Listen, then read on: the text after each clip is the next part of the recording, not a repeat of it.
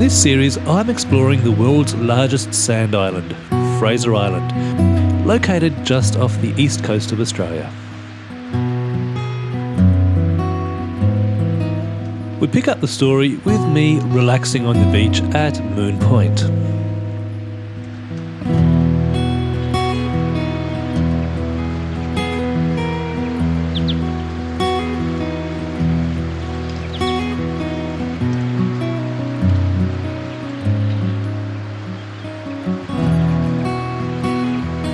Today is the first day that I'm actually starting to relax now.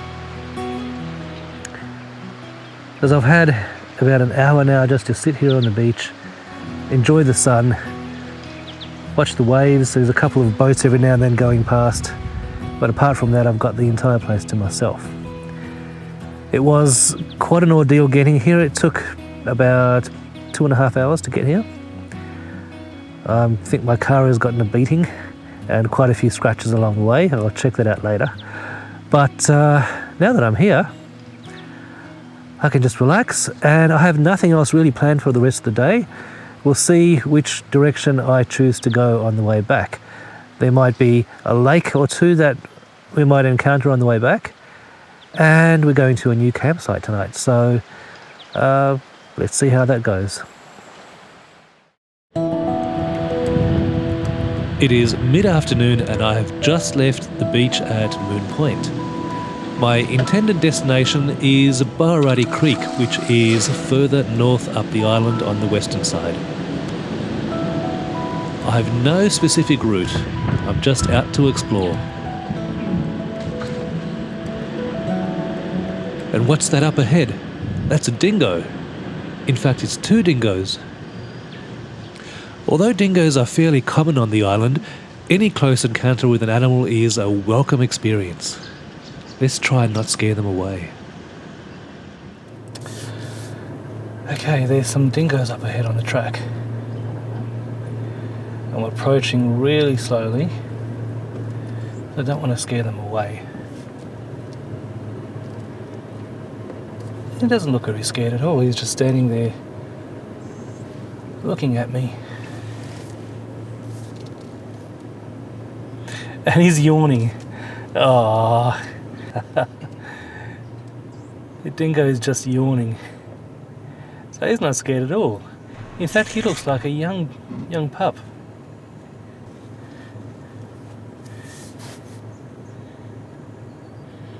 He's not going to move. Is it you or me, buddy? Who's going to give in first?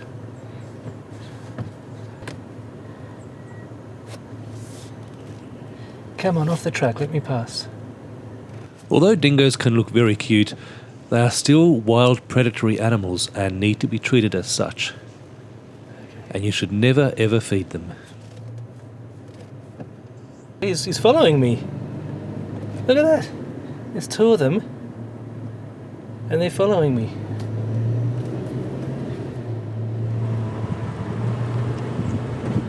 He's trotting along behind me like a normal dog would do. There you go, there's evidence, I hope I've got it on film, evidence that dingoes chase cars just like dogs do. Yep, he's still coming. Yeah, I think he's stopped. There you go. Isn't that interesting? Dingoes chase cars just like dogs do.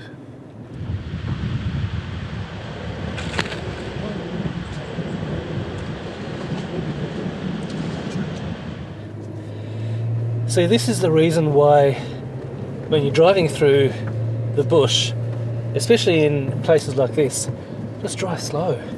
I was doing probably not even 20 k's an hour. I'm doing 15 k's an hour right now, and that's what I was doing before. If you're going through somewhere at 80 or 100, you're going to miss all this sort of thing. But if you go nice and slow, then you'll spot all sorts of things. It rains a lot on Fraser Island, and this is one of the many rivers to be found running from the lakes out to the ocean.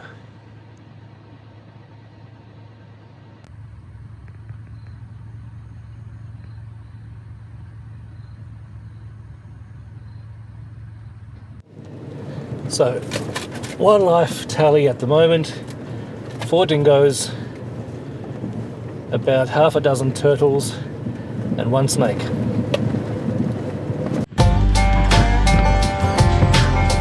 I spend the next few hours happily driving along the bush tracks, lost in my own thoughts. One of the things I love about four-wheel driving is the instant sense of freedom you get when you hit a bush track and there's not a single soul around. It's just you and nature and the track. I love it. Speaking of other people, this is the one and only vehicle that I encountered for the entire day.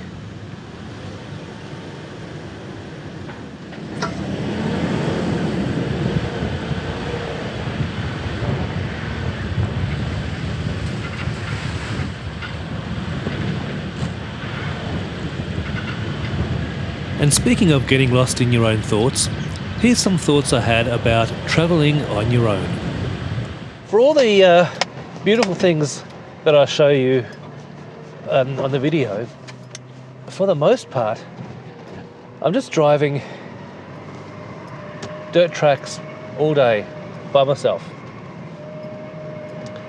Luckily, I don't mind my own company, but it is a fairly lonely job.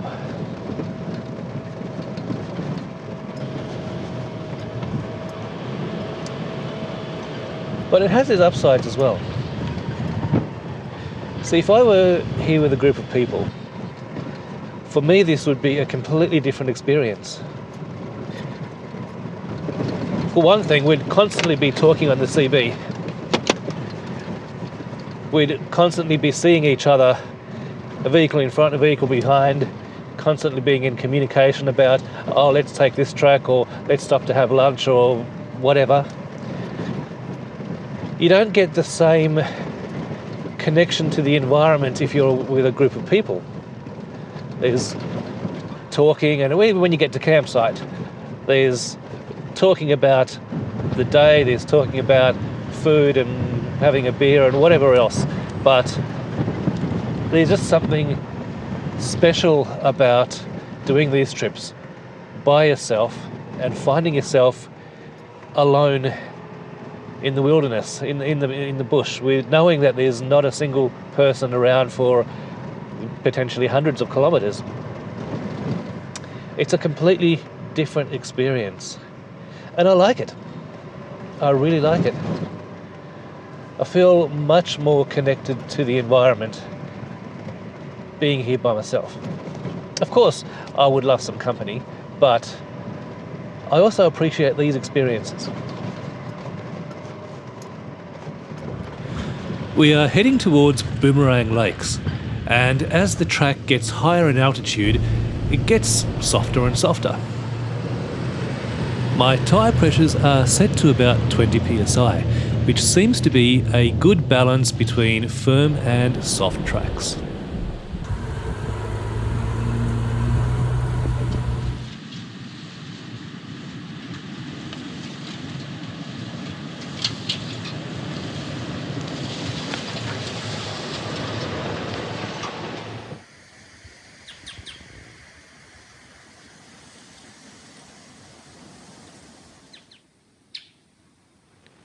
This is a twin lake system called Boomerang Lakes. Unfortunately, we can't get up close to have a good look at the lakes. There's a walking track, which I'm on at the moment, but this only goes around the perimeter and it doesn't actually get right into the lakes. There's always foliage and shrubs between the track and the lake. So, time to get some drone shots.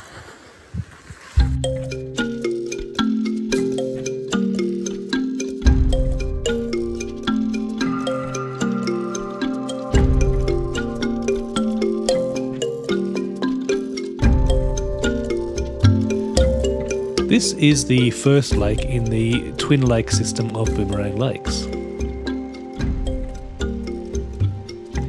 And as you can see, the water level has dropped significantly.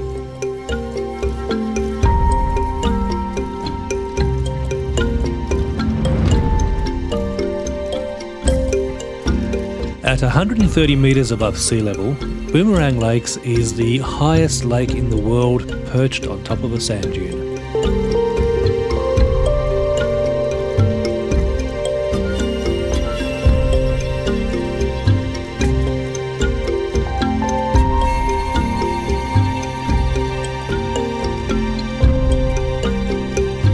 The second lake in this twin lake system is coming into shot on the right hand side of the screen.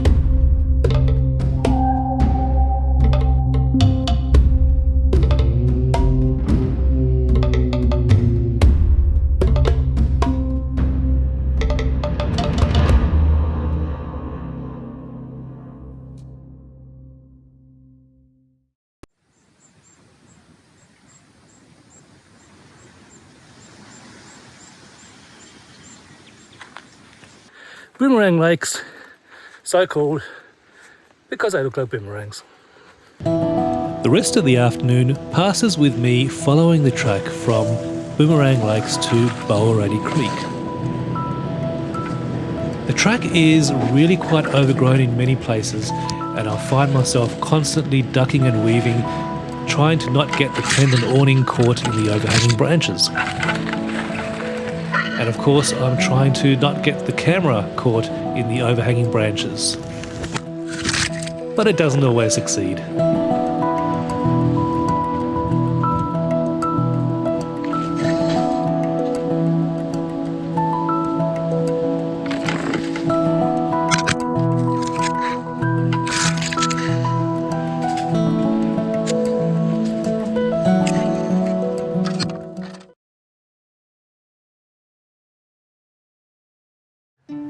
So how did Fraser Island get its name? This is actually a very interesting story. Fraser Island was named after Eliza Ann Fraser. Now, Eliza was the wife of a Captain James Fraser, and together they sailed through this area in the 1800s, and their vessel struck a reef where it sprung a leak and started to sink, so they had to abandon ship. There were 18 people on board the ship and they only had 2 lifeboats, so they all jumped into the lifeboats and started rowing for shore.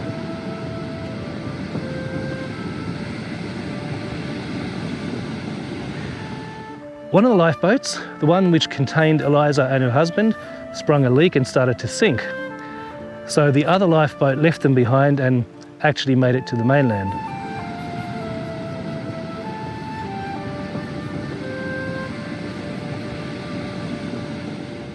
To make matters worse, Eliza was pregnant and she gave birth to a child on the lifeboat, but the child died straight away.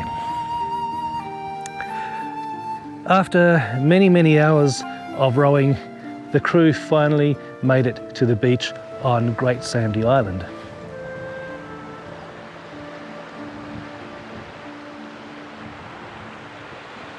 Now, the account of what happens next is quite contentious. According to Eliza, she was taken captive by the local Aboriginal community. The remainder of the survivors on the lifeboat all died due to exhaustion or starvation or injury. So Eliza was held captive by the hostile Aborigines, and she managed to escape with the help of an escaped convict. The two of them made it back to Brisbane, and several years later, Eliza eventually remarried another sea captain and made her way back to England. Now, Fraser Island was originally known as Great Sandy Island. It was a very appropriate name. Once Eliza made it back to England, she became a bit of a sideshow attraction because she started telling her tale of how she became shipwrecked and how she finally escaped the hostile indigenous population here. And through the years, every retelling of her story, it grew and grew and grew. It was embellished to include things like murder and white slavery and all the juicy things that the mob wanted to hear. So made a huge name for herself by telling these increasingly eccentric and saucy tales of her amazing escape from this island. And such was her fame that the island was eventually renamed to Fraser Island in her memory. But how much of that story was actually true? Well, subsequent people who've been shipwrecked on the island were actually rescued by the indigenous population, and they were actually treated very, very well indeed. So the Aboriginals more than likely weren't hostile, but we shall never know. So this just goes to show, don't ever let the truth get in the way of a good story. You could get an island named after you too.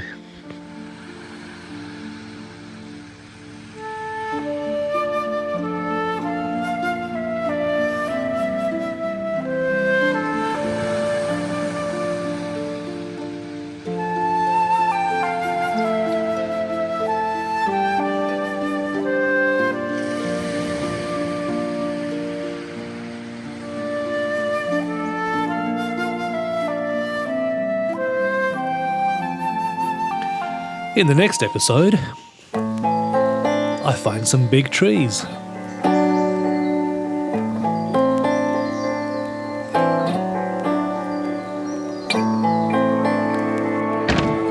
I go for a drive in the rainforest.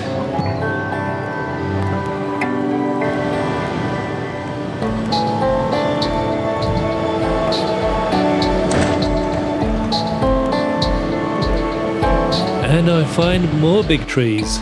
Wow, what a monster of a tree. I wonder how old this guy is.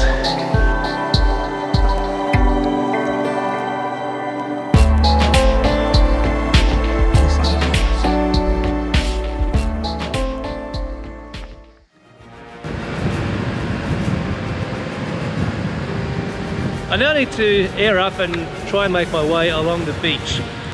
And it's a race down the beach at high tide before the storm hits.